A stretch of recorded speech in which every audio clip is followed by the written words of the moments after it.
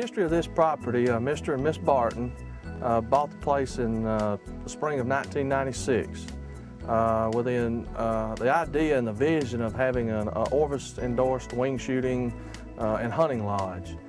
They pursued that goal and developed it for 5, 6, 7, 8 years and had a good time doing it, and eventually it got to be a lot of work, and they decided to go in a different direction and make it a more family-oriented hunting club. We now have where we sell 20 memberships to private individuals with thoughts of grandfathers and grandsons and fathers and sons and daughters coming in and enjoying what all we've worked for 15, 16 years now, developing this place. Our primary objective here at Barton Ridge has always been to focus on wildlife. Our secondary would be aesthetics and recreation, or recreation third and timber last, just because most of this property is too pretty. Upland hardwood, it'd be a shame to log and clear cut a lot of this. But Mr. Barton's always had a primary interest of wildlife and hunting, and in people enjoying it, and family and that kind of stuff. Well, basically in 1996, when Mr. Barton bought the property, it was owned by another private individual, and it basically was in a pretty rough, raw state. They had some scattered food plots, a lot of open pasture land where they had some horses and some cattle, and some bad kudzu invasive species problems. And since then, and a limited road system, and since Mr. Barton bought it, being a very smart businessman, he had some means and some visions to really do a lot more here than what it was being done before. We came in and we've clear cut some areas. We've planted over the years some loblolly pine plantations for bedding cover and some diversity. We have about 100 acres of cool and warm season food plots that we plant annually, ranging anywhere from sorghum to corn to brown top millet, soybeans, to your traditional winter stuff, clovers, white clover, red clover, crimson clover, wheat. All that's planted for the wildlife. Numerous roads and hiking trails, and we have multiple fishing opportunities with a trophy bass lake. A catfish pond has got humongous catfish in it. Offer a lot of wing shooting opportunity and deer hunting and turkey hunting. Well, recently we found out that we received some money from the NRCS for some longleaf planting.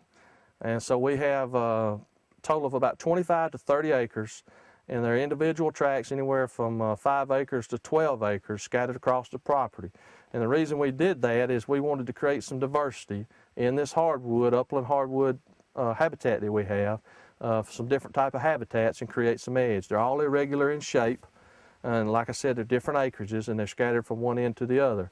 So we'll go back in and do our site prep and plant this December, January, and some longleaf on a wide spacing. That way we can have some areas that we can burn frequently, stimulate some new forbs and native grasses, and have some nesting and additional feeding areas year-round in these longleaf pine plantations. We've got a lot of upland hardwood ridges on this place, and we started with the idea of creating some open areas for nesting. We were limited on our nesting and brood rearing habitat and our fawning habitat for our deer. So we took these long, broad ridges and basically created some oak savannas. We went in and basically thinned them heavy, and just left scattered hardwood, good quality hardwood oak trees through them to mainly let sunlight get to the forest floor, to create nesting habitat, forage. We've got all kind of forbs and native grasses coming back in that we didn't have before. So it basically has created an additional 200 acres of food plots, if you will, on this place in the areas that we've thinned, with all the native browse and stuff coming back, and the nesting is just going to be unbelievable for the wild turkey and the quail. You know, we talked about earlier that we do here at Barton Ridge do some burning in our upland hardwoods. We try to keep fire out of the bottomland hardwoods, but on these upland sites, it saves some on some fire breaks where we try to burn through some of our oak savannas. But we primarily do it for a wildlife objective here. We're not so much focused on quality timber, so we're really not worried if we damage a few trees, but We always consult and get a forester and a certified prescribed burn manager to do our burning for us. So it's done under the right conditions at the right timing of the year. We want to have some moisture in the soil, some cool temperatures during the winter to minimize scarring and damaging to these trees. But basically it's just for wildlife. We kind of go through and clean up some of the understory and stimulate some new growth. And we just always want to make sure we do it at the right time of the year so not damage the trees any more than we have to, but and I always try to keep it on upland sites. Right. Looks like it's working. The quality of turkeys has probably increased some. Generally around central Alabama, most places have a good turkey population if any management is going on, but certainly with the clear cuts and the increased nesting that we've created here, the turkey numbers have really flourished. We've created a lot more nesting, and this year particularly we've seen just hen after hen with good groups of young poults following around and in these fields bugging and nesting and stuff. Our educational activities vary anything from first-time hunters, kids, women. You know, we like to bring them out and show them some of the game, some of the deer, try to teach them some hunting ethics, what to shoot, what not to shoot. We've hosted a program that I really enjoy is Adopt a School here in the county. The school system, the local school, brings out some young kids once a year, spend a couple of days with us, and we teach them anything from water quality to wildlife to forestry.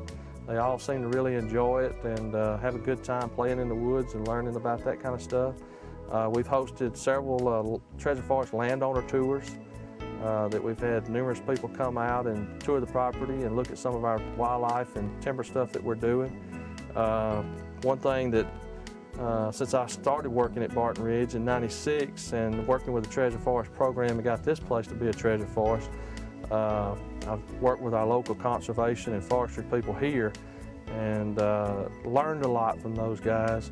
And since then, when I started Choctaw Wildlife Services, I've gone out across the state promoting, you know, Treasure Forest and quality and good management and being good stewards of the land. And so I kind of pat myself on my back just a little bit as being able to, you know, take what I've learned from our local people and people that have helped me and teach other people across the state how to, you know, be good stewards of the land.